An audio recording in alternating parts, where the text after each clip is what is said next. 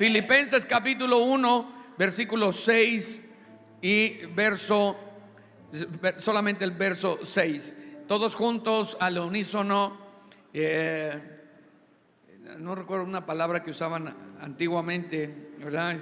Pero todos juntos al unísono dice de esta manera: en el nombre del Padre, del Hijo y del Espíritu Santo, estando persuadido de esto, que el que comenzó en vosotros la buena obra, la perfeccionará hasta el día de Jesucristo. Amén. Amén. Dile al que está cerca de ti: Dios te prepara para los últimos tiempos.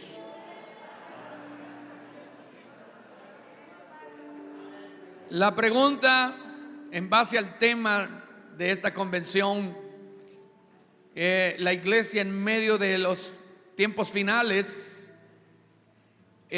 ¿cómo enfrenta la iglesia los últimos tiempos? Estamos en medio de una crisis social, que falta de valores, de principios, de temor a Dios. Estamos hoy más que nunca en un momento donde la sociedad ha volcado su corazón al humanismo y a todas esas cuestiones filosóficas llenas de vanagloria, de vanidad, de egoísmo, donde están buscando lo suyo en las reformas, en las leyes, en los diferentes ámbitos. Están siempre buscando cómo cambiar las palabras para poder de alguna manera tener un acceso, un derecho, y están buscando cambiar, por decir, ser humano a individuo, persona, qué sé yo. Están buscando cómo cambiar los términos, y en una lectura de una oración puede cambiar mucho el significado cuando lleva una tilde, cuando lleva una coma, cuando lleva un punto y coma, cuando lleva un punto suspensivo, cuando lleva un punto y aparte. Puede cambiar la misma oración, puede cambiar mucho su significado a partir de una simple letra. Y el ser humano está buscando todo esto para cómo poder dejar de necesitar a Dios. Pero la iglesia está para recuperar todo esto. El profeta Isaías escribe que seríamos llamados reparadores de portillos. Y los reparadores de portillos son aquellos que se concentran en restaurar donde hay necesidad de restaurar. Por eso la existencia de la iglesia. Jesús dijo: ustedes son sal de esta tierra. Cuando la sal, una de las funciones que tiene la sal, usted la sabe, es preservar. La otra función es darle sabor. Y otra función que tiene la sal es evitar la corrupción, la infección. En la época de los romanos, cuando iban a la guerra, alguien era herido con espada, y de la manera en cómo los curaban era poniéndole sal en la herida, para que esta herida a su vez rápidamente secara y evitara la pudrición, la corrupción. Usted y yo somos puestos como sal. Nuestras iglesias están en el lugar donde están, no por error, no por casualidad, sino es por una razón importante de parte del corazón de Dios. Y ahí donde Dios te puso es donde Dios quiere usarte, y es donde Dios quiere cambiar, y donde Dios quiere transformar el área donde tú te mueves. ¿Está conmigo? ¿Cómo enfrenta la iglesia los últimos tiempos? En primer lugar, quiero darte así rápido, a grosso modo, este estudio que yo preparé. Yo no sé dónde estaba en ese momento que escribí, pero lo preparé como para unas 6-8 horas. Así es que lo voy a hacer lo más sintetizado posible. Amén. Es que como también doy clases y damos clases por semanas, bueno, me fui, como dicen acá, me fui en el avión, ¿verdad? En primer lugar, debemos ordenar todo acerca de, número uno, ¿quién es la iglesia? quién es la iglesia o qué es la iglesia. Y no me voy a meter en asuntos de idioma y teológicos. No me voy a meter en eso.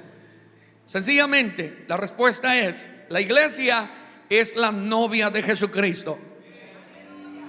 Segundo, es la esposa del Cordero. Tercero, por la que un día vendrá. Pero mientras viene el Señor por su iglesia, la misma tiene una función, un trabajo, una comisión que desarrollar, que llevar a cabo, y es importante. Punto número dos, ¿cuál es la identidad de la iglesia? ¿Cuál es su identidad social? ¿Cuál es su identidad espiritual? ¿O cuál es, en otras palabras más terrenales, cuál es su identidad jurídica? Sabemos que Cristo es nuestro abogado por excelencia, pero también la iglesia intercede por esta sociedad. Si la iglesia no estuviera, fuera un caos esta sociedad. Pero como todavía permanece la iglesia, significa que hay orden, y por esa razón la destrucción no ha venido sobre esta tierra. Entonces, hoy más que nunca, la respuesta es esta: hoy más que nunca, la iglesia, escuche esto que voy a decir, es la única puerta de entrada a la salvación. Hablando de la iglesia evangélica cristiana, la redimida con la sangre de Cristo. Quiero aclarar eso, amén. La iglesia es la única puerta de entrada al cambio y a la transformación. La iglesia es el contacto más cercano que tiene la gente de afuera para ser salvos y para conocer a Cristo y para ser prósperos o bendecidos. Hace algunos años atrás estuvimos en una reunión, no sé si a alguno de los que están aquí le tocó estar ahí. A ver si me sale la pronunciation, ¿verdad? Estuvimos en el World Trade Center de Tijuana, porque también tenemos un World Trade Center, chiquito, pero lo tenemos, y estábamos ahí reunidos con alrededor de unos 100 pastores, yo creo, de la ciudad. Llegaron algunos 20, 30 personas de función pública, política, y de pronto uno de ellos, al ver todo lo que se estaba haciendo, uno de ellos se levantó, se puso de pie y dijo: quiero reconocer públicamente frente a todos mis compañeros políticos y frente a todos los que están acá, que la iglesia evangélica cristiana es el único agente de transformación y cambio para esta sociedad. No hay más. Solo la iglesia evangélica cristiana, redimida por la sangre de Cristo, es el único agente de transformación y cambio, y tenemos una gran responsabilidad en nuestras espaldas. Tercero, ¿cuál es el papel, la función o la misión? Ya lo dije: ser luz, ser sal, pero también ser luz, ser ese contacto para sanidad integral. Cuando una persona viene herida, lastimada, rota, quebrada, la iglesia es el único lugar donde ellos pueden ser restaurados. Hemos tenido la dicha, el honor, el placer, el gusto de ver matrimonios llegar quebrados por un problema sexual, por un problema económico, por un problema de salud. Entrar por esa puerta, tomarlos a consejería, orar por ellos y comenzar a tratar con ellos, discipularlos, y a los meses ese matrimonio ser restaurado y concebir una visión diferente, y entonces seguir para adelante, siendo salvados, siendo cambiados, siendo transformados, trayendo a sus familias a Cristo. Y es una bendición para la iglesia ver familias enteramente restauradas. Quiero decirles que también nos ha tocado trabajar en prisiones. Hemos ido a predicar a prisiones aquí en México y en Estados Unidos, que al principio mis primeras experiencias no eran tan placenteras, pero entendí que Dios nos estaba llevando a diferentes lugares, y hemos entrado a prisiones donde hay hombres que estaban a punto de suicidarse, pero Cristo llegó a sus vidas a tiempo y fueron cambiados. Solo la iglesia puede hacer ese trabajo. ¿Cuántos dicen amén?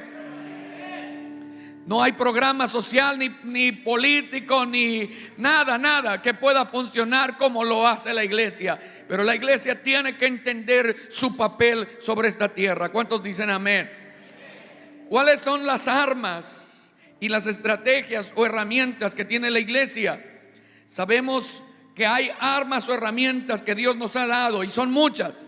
Entre ellas podríamos enumerar y desde las más básicas hasta las más elementales, Dios nos ha provisto de todo lo necesario para llevar a cabo nuestra misión durante esta tierra. Por ejemplo, el fruto del Espíritu, los sentidos espirituales activados, los dones del Espíritu, los ministerios. Podemos accesar a todo ello y comenzar a trabajar con esas herramientas que Dios nos ha dado. ¿Cuántos dicen amén? Pero hay algo que yo quiero compartirles. Y esto para mí no es nuevo, por años he venido oyendo esto, pero la visión de este tema ha sido muy poco aceptada por prejuicios, por temores, por lo que sea. A veces podemos reflexionar en lo que la palabra del Señor dice, el apóstol Pablo. Nosotros hablamos de lo que sabemos, pero de lo que no sabemos no nos metemos ahí, tenemos nuestra reserva. Pero mire, quiero mencionarles primero acerca de este tema que está cobrando mucha fuerza en estos últimos tiempos. Y me parece razonable de alguna manera puntear. Y yo sé que es probable que la mayoría de aquí haya escuchado de esto. Hay un escritor llamado Johnny Enlow, mejor conocido como John Enlow, y él escribió un libro que se llama La Profecía de los 7 Montes. Y nos trae a colación el tema de las 7 montañas de influencia moldeadoras de cultura. En este libro nos habla acerca de la revelación que él recibe, de cómo la iglesia tiene una función importante dentro de todo esto. Por razón del tiempo solamente voy a señalar algunos aspectos y ya usted investigará si le late, como dicen por ahí, ¿verdad? Pero es importante ver esta parte importante, este punto. Sin embargo, la escritura, antes de señalarles esto, la escritura comienza señalando algo muy importante en Deuteronomio capítulo 7. Deuteronomio capítulo 7. Y no sé si me quiere acompañar, lo vamos a buscar. Deuteronomio capítulo 7, versículo 1 en adelante. Libro de Deuteronomio. Para los que no saben dónde está Deuteronomio, hoy sí vino, y es el 5.º libro de la Biblia. Capítulo 7, y dice el versículo 1: cuando Jehová tu Dios te haya introducido en la tierra en la cual entrarás para tomarla, y haya echado delante de ti a muchas naciones. Y luego comienza a señalar al Eteo, al Gergeseo, al Amorreo, al Cananeo, al Fareseo, al Heveo y al Jebuseo, y a los más feos. Aleluya. Bueno. Y a todos los feos, ¿eh? Dice, pero mire lo que dice aquí. Dice 7 naciones. 7 naciones. Y lo que sigue es muy interesante. 7 naciones mayores y más poderosas que tú. Y eso me cautiva. ¿Por qué Dios llama a un pueblo con pronunciada debilidad o vulnerabilidad y los expone frente a naciones más fuertes, mayores y más poderosas que la nación de Israel? ¿Sí? Ahora, ¿cuál fue la razón que Dios le dijo que las naciones mencionadas eran más poderosas que Israel? Es probable, la Biblia no lo dice, pero es probable que sean varias las razones. Número 1, eran naciones establecidas de generaciones. Número 2, eran gente de guerra. Recordemos la palabra que cayó sobre Saúl, la palabra que cayó sobre los que eran contrarios del linaje mesiánico, que iban a vivir de la espada, que iban a ser gente de guerra, que no iban a tener un lugar establecido para vivir, pero que de alguna manera se iban a defender, iban a pelear por algo. Fue gente que con los años, la experiencia, se hicieron gente de guerra. La nación de Israel no, porque la nación de Israel por 400 años vivió relax. Y yo iba a decir como los mexicanos, pero no, hace unos días atrás estuve investigando un poquito y resulta que también México fue a la guerra, a la Segunda Guerra. Dije, mejor entonces lo dejamos así. Pero esta nación de Israel no era una nación que estaba acostumbrada a la guerra, a pelear, a entrenar a sus soldados. Número 3, eran naciones que contaban con avances en las letras, en la medicina, en la escritura, en la economía, etcétera, etcétera.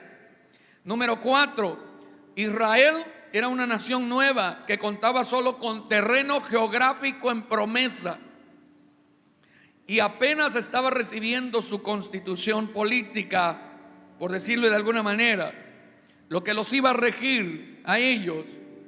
Pero había una razón poderosa para que Dios levantara a la nación de Israel. Hubo un motivo poderoso para que Dios te levantara a ti. Hubo algo poderoso para que Dios te levantara a ti. 3 lo creyeron. Hubo algo poderoso, un motivo poderoso que Dios tuvo para que tú fueras levantado. Y escucha esto, dice, pero había una razón poderosa para que existiera Israel y se constituyera como nación, y es esta. Deuteronomio capítulo 7, verso 6 dice, porque tú eres pueblo santo para Jehová, tu Dios. Jehová tu Dios te ha escogido para hacerle un pueblo especial, más que todos los pueblos que están sobre la tierra. No por ser más que todos los pueblos. Os ha querido Jehová y os ha escogido, pues vosotros eras el más insignificante de todos los pueblos. Más bien la razón es, sino por cuanto Jehová os amó. Él me amó primero antes que yo lo amara. Aleluya. Dile al que está cerca de ti, Dios te amó primero antes de que tú lo amaras.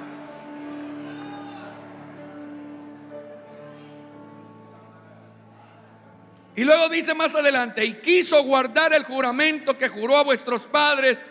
Os ha sacado Jehová con mano poderosa y os ha rescatado de servidumbre de la mano de Faraón, rey de Egipto.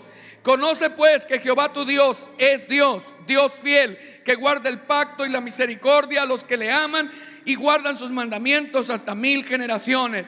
Y que da el pago en persona al que le aborrece, destruyéndolo, y no se demora con el que le odia. En persona le dará el pago. Guarda por tanto, lea conmigo y diga, guarda por tanto los mandamientos, estatutos y decretos que yo te mando hoy que cumplas.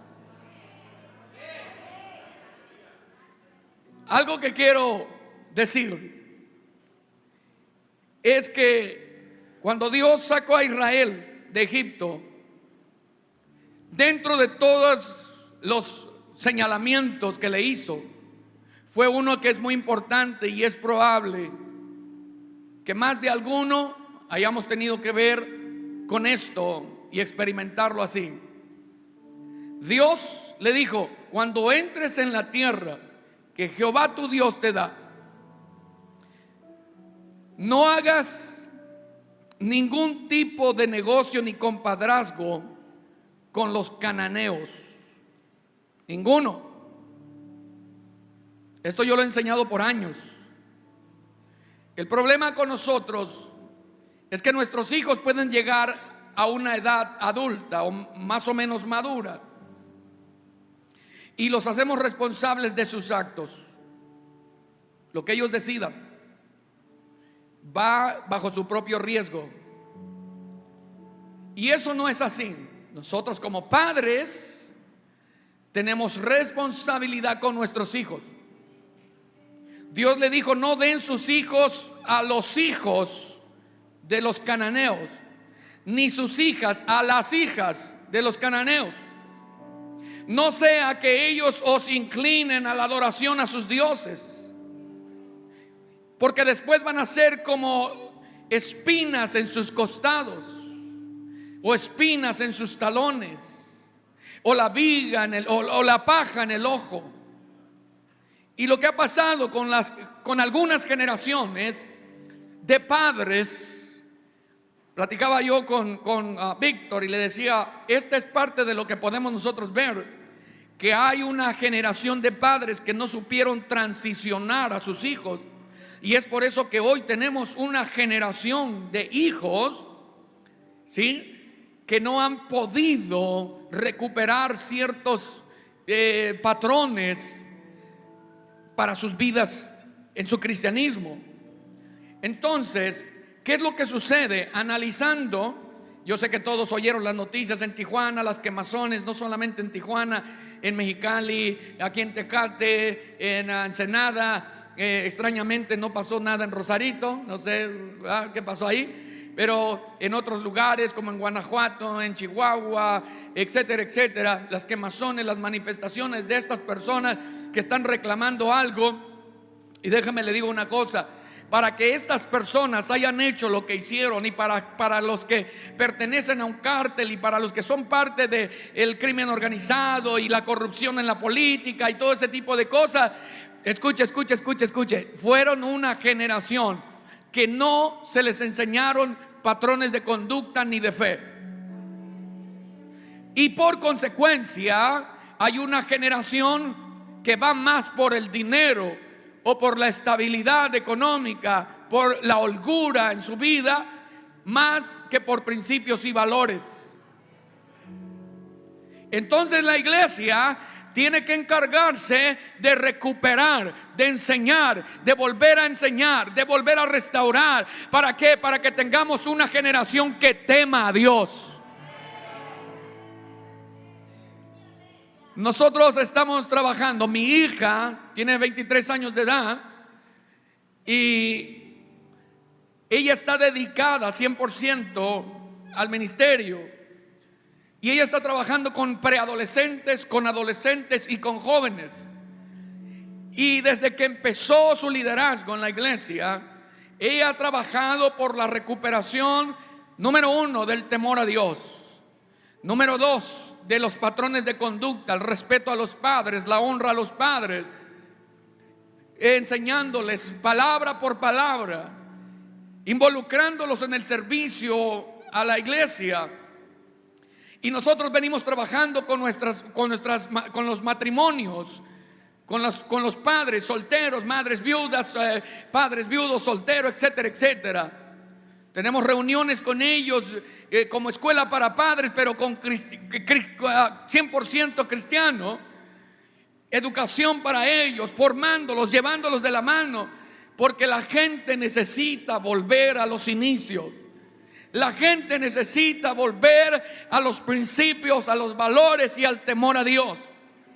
Ese es parte del trabajo que la iglesia hace. ¿Cuántos alaban a Dios esta tarde? Pero mira, el tiempo se va y en temas como esto es súper largo todo esto.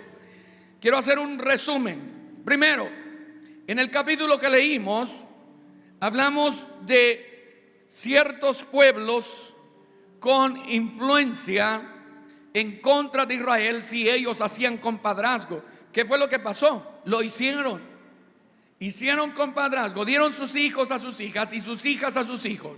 Parece juego de palabras, ¿no? Pero así sucedió. Y entonces vinieron las consecuencias. ¿Cuáles fueron las consecuencias?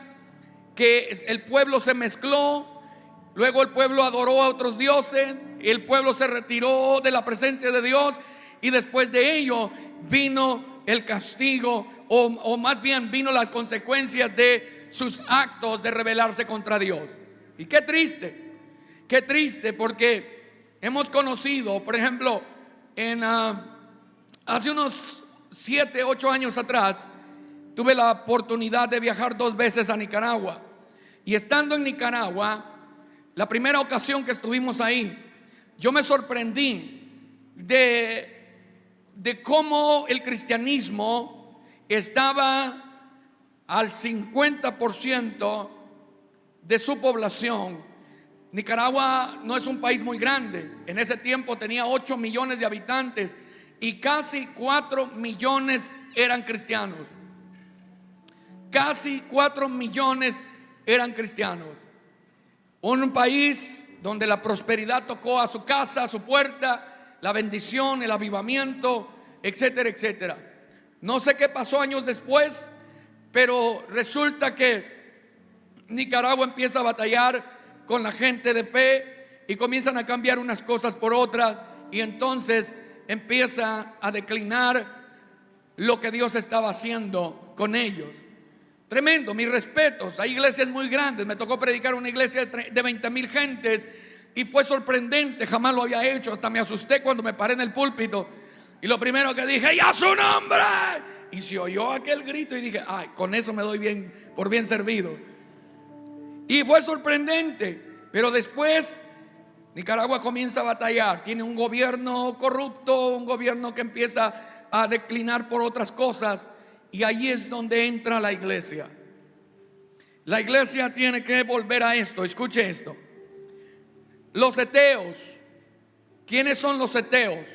Los heteos están dominantes en los medios de la comunicación.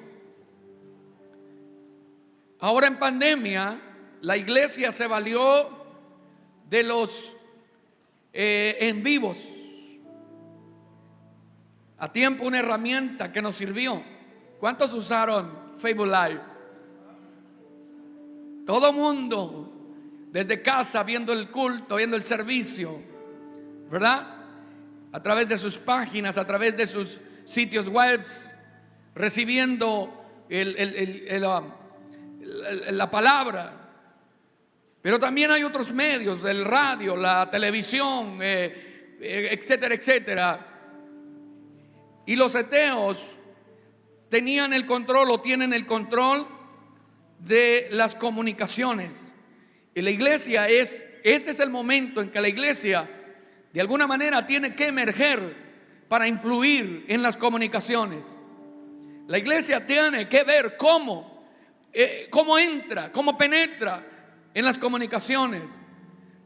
Por un tiempo aquí en Tijuana era difícil tener una radio cristiana, pero ahora ya es posible. Sin embargo, con algunas restricciones, con algunas prohibiciones.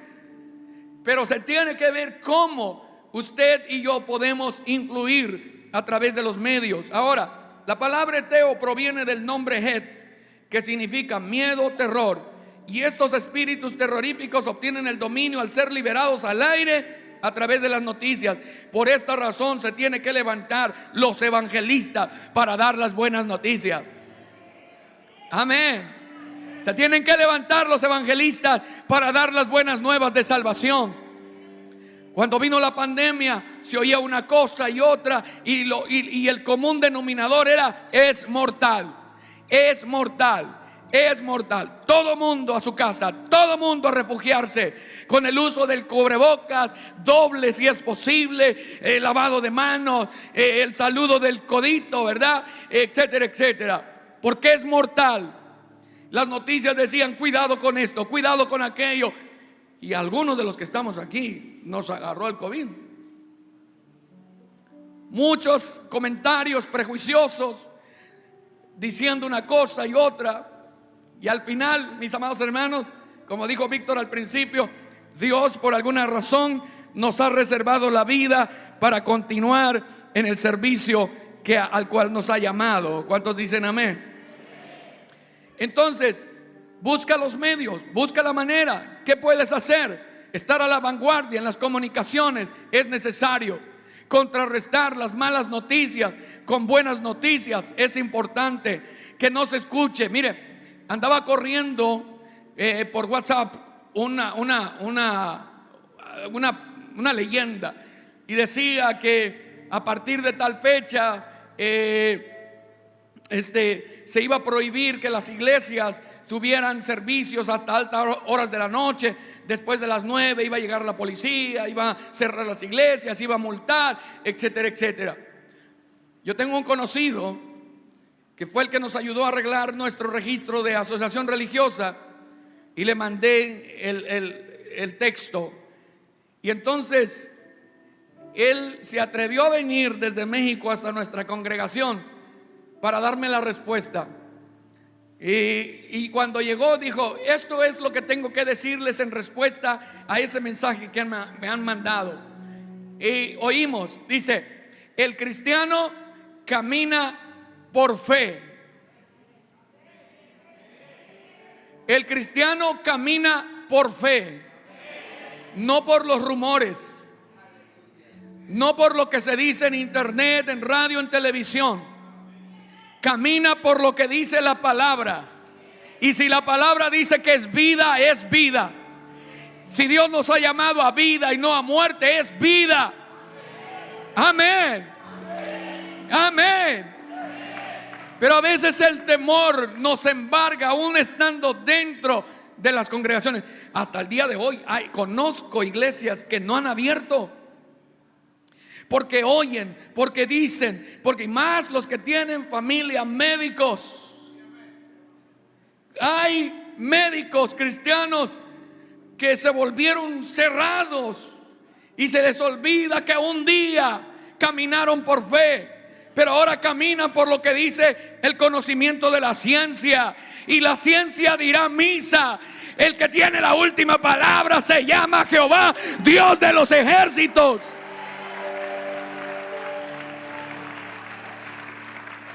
Los médicos tienen que volver a la fe, y todos los profesionistas.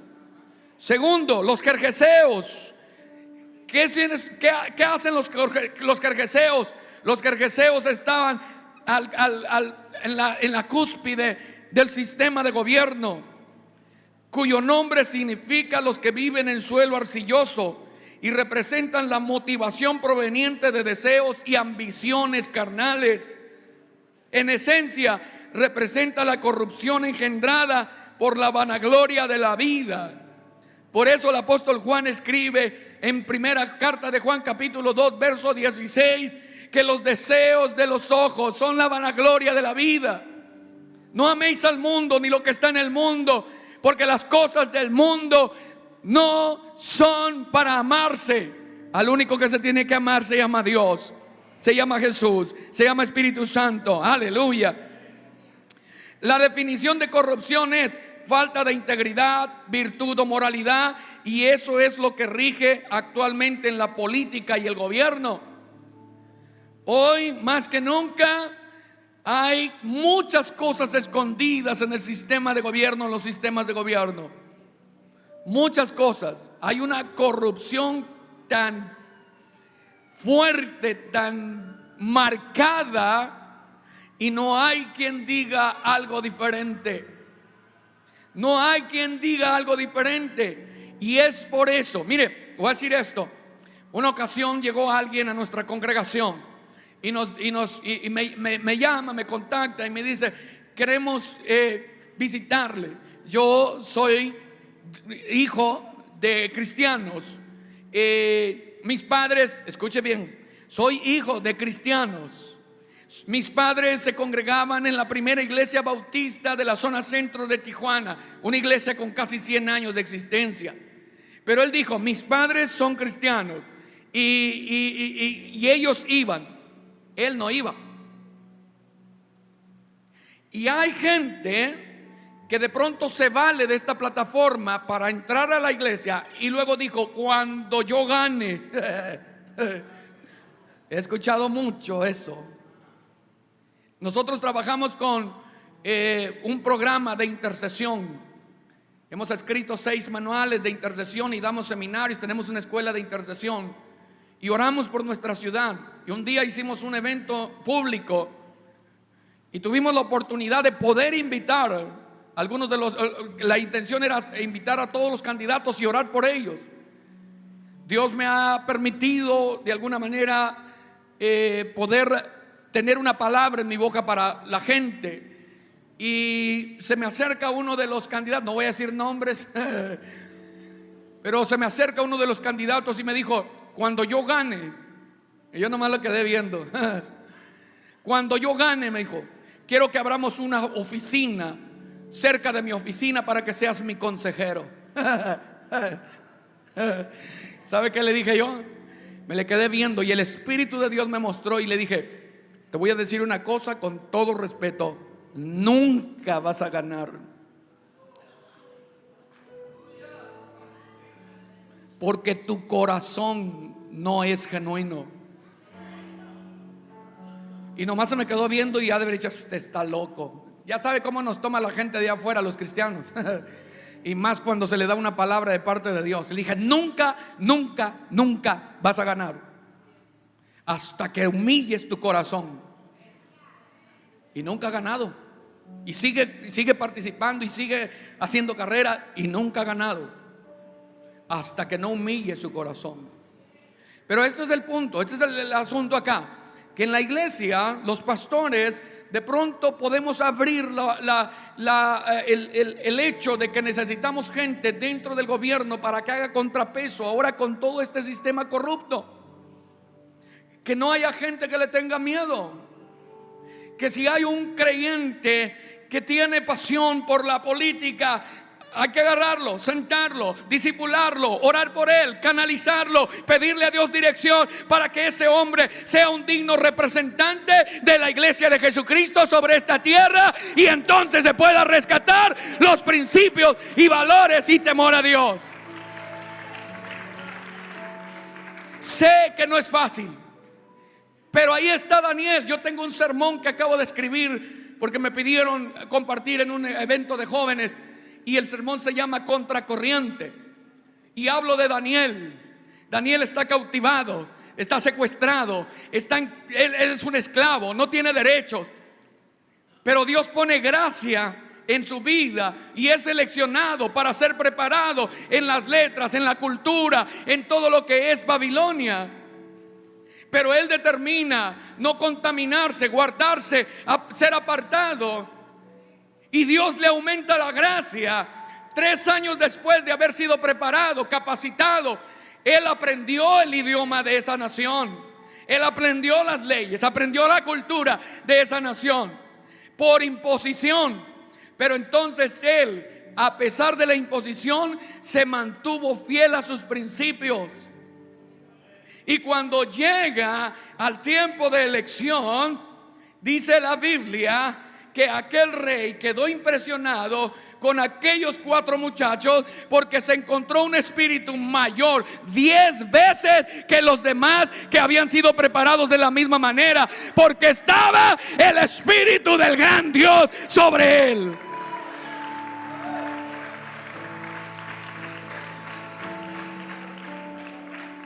Tenemos que influenciar en nuestra congregación a nuestros muchachos, pero hay que cuidarlos, hay que orar por ellos, hay que educarlos, hay que culturizarlos al reino de Dios, que no pierdan de vista su meta de servicio, que no pierdan el piso, que se mantengan firmes, sabiendo que la Escritura dice que todo lo que haga, sea de hecho de palabra, sea como para el Señor. Y ya sea dentro de la iglesia o fuera de la iglesia, que todo lo que hagan de hecho de palabra, sea como para el Señor. Y esa es la oportunidad que tenemos nosotros los pastores, de poder educar gente que vea por su nación. Número 3, la educación. Todos los cambios que estamos viendo en la educación, necesitamos maestros que hablen por los que no pueden hablar.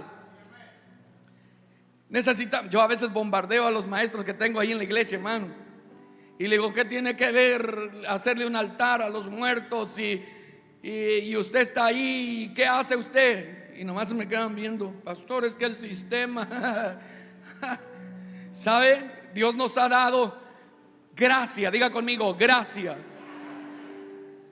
Dios nos ha dado gracia para que podamos influenciar. Hay dos hermanas que son secretarias de una escuela que tienen los primarias, kinder, primaria, secundaria. Es una escuela pública y se estaba acercando ya la fiesta de Halloween, y entonces ellas se adelantaron, bien inteligentes. Entonces les dieron la oportunidad de arreglar el mural y todo eso. ¿Sabe cuál fue el tema que pusieron? Tema de otoño. Y entonces llegaron, ellos pensaban que iban a encontrar un altar con velas y cosas ahí, y no, es un mural de otoño, figuras y historietas y cosas así bonitas. Y entonces llegaron los directivos y dijeron: ay, qué bonito, qué diferente, todo está diferente, está bien que se quede así. Y ese año no celebraron altar a los muertos. Es una forma estratégica en la que nosotros podemos influenciar.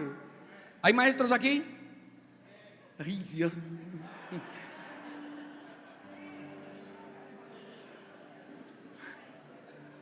Vamos a pasar al siguiente punto.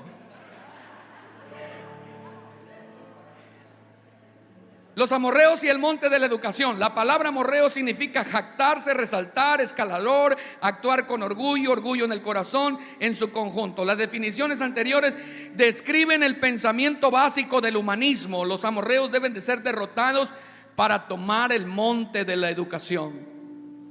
Un sueño de un servidor, y primero Dios, y si no, ya estoy trabajando en una generación que lo va a lograr, y estoy seguro que lo va a lograr, es poder tener una escuela particular en nuestra iglesia.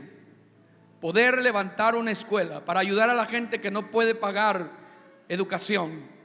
Ese es uno de los sueños nuestros. Y mi hija ya está, ya dice: papá, bueno, a veces me dice apá, así dicen los hijos ahora, apá.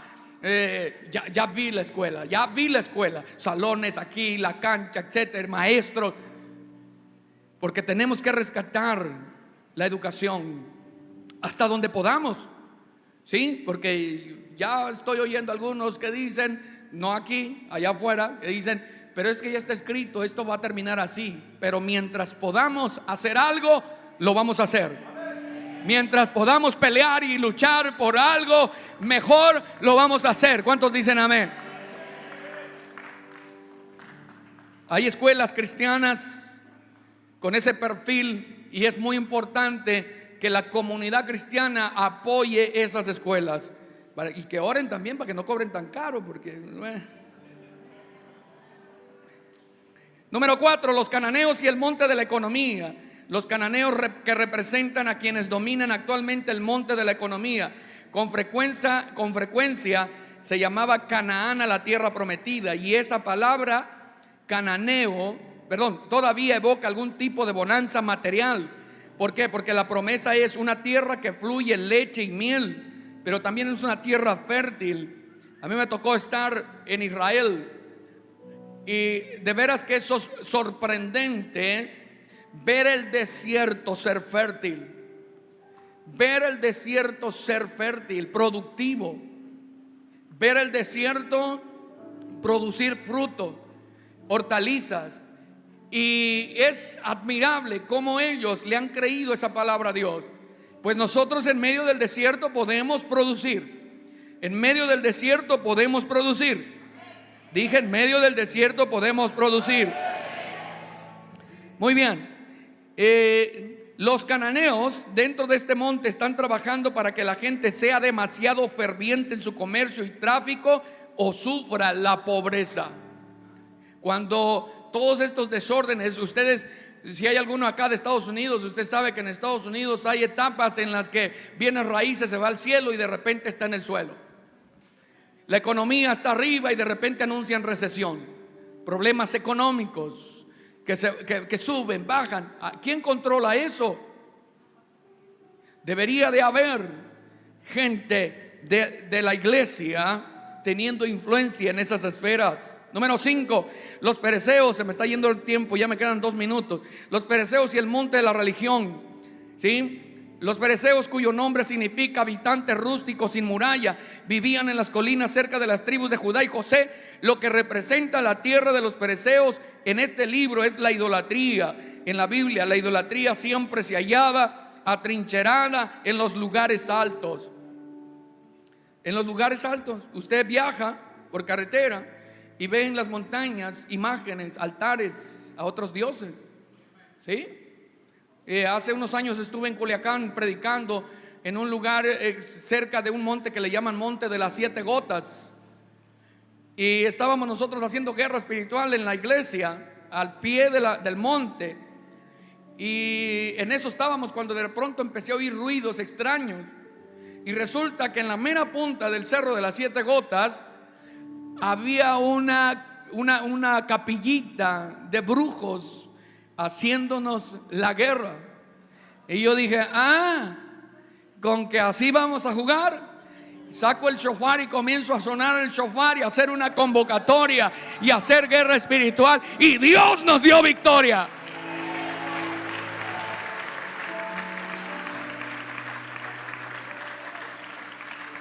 La iglesia no es un lugar de acopio de almas. La iglesia es un centro de entrenamiento para establecer el reino de los cielos. Si usted ve a Jesucristo en su ministerio, Él no tenía un templo establecido o una iglesia. Dijo, aquí voy a levantar mi iglesia y voy a hacer. No. Él predicaba al aire libre. De pronto visitaba las sinagogas, pero Él predicaba al aire libre. Y cuando envió a sus discípulos, no les dijo, vayan a la sinagoga y ahí hagan campañas evangelísticas y prediquen el reino. No, les dijo, vayan. Y los envió de 2 en 2, los envió a los 70, envió a los 500, y Dios se glorificaba porque ahí estaba el poder de Dios. La iglesia tiene que resurgir. La iglesia tiene que notarse. La iglesia tiene que ser ilustre. La iglesia tiene que ser notada por la gente. Y es que la iglesia también tiene que entender a qué fue llamada. ¿Está conmigo? Número 6, los hebeos y el monte de la celebración. Se le conoce así esta parte porque tiene que ver con lo que el hombre busca en su tiempo recreativo. Y no podemos decir que los cristianos no se divierten. Claro que se divierten los cristianos y nos divertimos bien. Nos divertimos bien. Y nosotros tenemos que influir en todas esas áreas, esas esferas donde el enemigo de pronto quiere posicionar. Y mire, hermano, de veras que a veces es penoso ver hijos de cristianos ir al concierto de Bad Bunny. No están aquí, son de otras iglesias allá por China, por allá por. Es triste que los hijos de los cristianos estén buscando diversión afuera y no que sean los creadores de diversión dentro de la iglesia. Es importante que usted y yo veamos, oremos, busquemos dirección de lo que Dios quiere hacer. Número 7, la familia. La familia, hoy los jebuseos y el monte de la familia. La primera definición de familia en el diccionario es los padres con sus hijos. Esa es la imagen, hombre, mujer, los hijos. Esa es la imagen, ese es el patrón de la familia, no lo otro que el mundo está proponiendo. Y no estamos en discriminación ni odio por preferencias. No, los amamos, pero no estamos de acuerdo con lo que ellos hacen. Los amamos, pero no estamos de acuerdo con lo que ellos hacen, porque la imagen que Dios nos dio en el libro del Génesis dijo, hombre y mujer los creó. Pero hoy en día lo que está sucediendo en el mundo se está volviendo normal para muchos, y nadie hace nada ya, y nadie dice nada ya.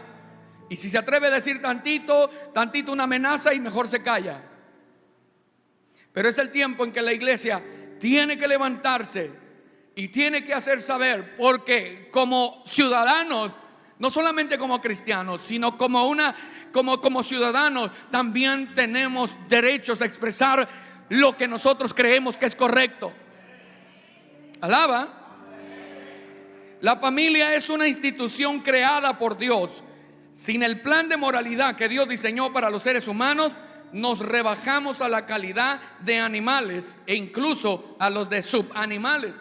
¿Sabía usted que según la organización, ¿cómo le llaman? De las Naciones Unidas, la ONU, ha manifestado que hay 113 géneros? 113 géneros. Unos que se creen tigre, otros que se creen vampiro, otros que se creen hipopótamo, otros que se creen niña, otros que se...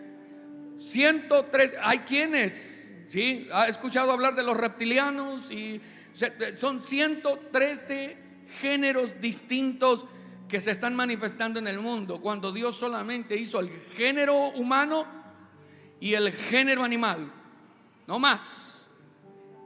Pero el ser humano, en busca de satisfacer sus más bajas pasiones e instintos, está buscando retirarse lo más que pueda de Dios y que no haya quien le diga nada. Y la familia hoy está sufriendo los estragos de toda esa situación. Por eso la iglesia tiene que levantarse y tiene que aparecer, tiene que manifestarse. Ahora, al principio yo les dije, la respuesta a la iglesia es el Espíritu Santo. La iglesia se va a preparar sencillamente. ¿Cómo se prepara la iglesia? Y termino, y es más, póngase de pie para que usted vea, porque no quiero tomar más tiempo del que me dieron, que ya me pasé. Póngase de pie. ¿Cómo se prepara la iglesia? Primer paso, tener clara la visión. ¿A qué los ha llamado Dios? ¿Sí? Y reactivarse en la visión. Hay una estrategia que algunos usan que se llama discipular, capacitar, enviar. Alcanzar, discipular, capacitar y enviar. Salir de las 4 paredes para expandir las tiendas y afirmar las estacas.